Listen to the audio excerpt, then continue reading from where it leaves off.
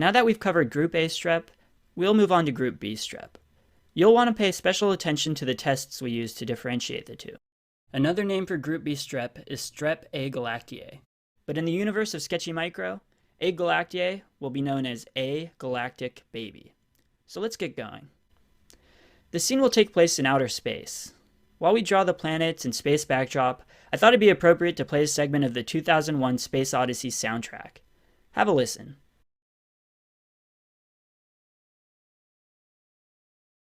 If you didn't recognize it, it was a selection from one of the movie's 88 Minutes of Silence. Maybe not the best song on the soundtrack, but the license was way cheaper. So we're almost done drawing our galactic baby. And done.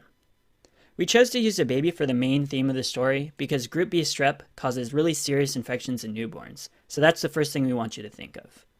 Now let's give Galactic Baby his sidekick, this stuffed animal. Notice it's a hippo.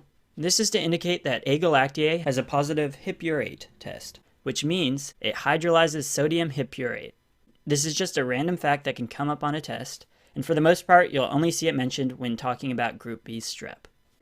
And around the hippo, we're drawing a clear capsule-shaped helmet. This will represent strep agalactae's polysaccharide capsule. Now we're drawing some tents to add a space camp. The space camp will symbolize that Group B strep is camp test positive. The camp test distinguishes agalactae from all other streps, including strep pyogenes. It has nothing to do with cyclic AMP, it simply means that when GBS is plated with Staph aureus, it has an increasing zone of hemolysis. So that you remember what the camp test is, we made the tent poles resemble the golden staff that Moses carries in our Staph aureus segment. Just like Group A strep, Group B strep is also beta hemolytic. And this differentiates those two from strep pneumo and viridans, which are alpha hemolytic. We'll use the same symbol we've been using for beta hemolysis and add the red beta hemolysis light bulbs on all of the tents. This will give our space camp a more futuristic look. Remember that we said pyogenes was bacitracin sensitive and represented it with a basset hound being able to lick and munch on the pastries? Well, Group B strep is bacitracin resistant, which is another important way of differentiating it from Group A strep. We'll use the basset hound as a symbol for bacitracin again, because what's outer space without space dogs? And to represent resistant, we'll draw him wearing a helmet, but have him licking the inside of his helmet. Thus, the baby is resistant to being licked by the basset hound. So the main concern, and the first thing you should really think of when you hear Group B strep, is that it causes meningitis in neonates. It's actually the #1 cause of meningitis in neonates. So we'll represent meningitis by drawing this special meningitis space helmet. We'll continue to use this galactic baby helmet in future drawings to represent meningitis.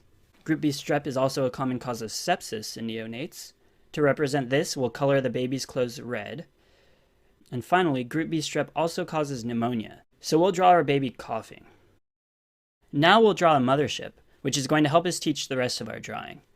So just to reinforce the idea of the camp test, which is important for Group B strep, we're drawing this red arrow on the spaceship. If you imagine the spaceship as a petri dish, this red arrow is what the camp test will look like. The arrow head is the arc that forms at the point of intersection between the plated Group B strep and Staph aureus.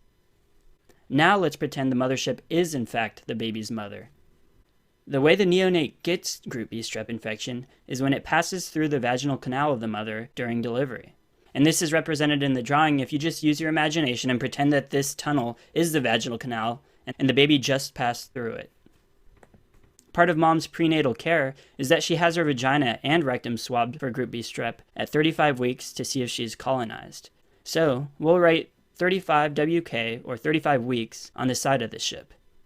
Again, this is to remind you that all pregnant women need to be swabbed at 35 weeks to see if they're colonized for Group B strep.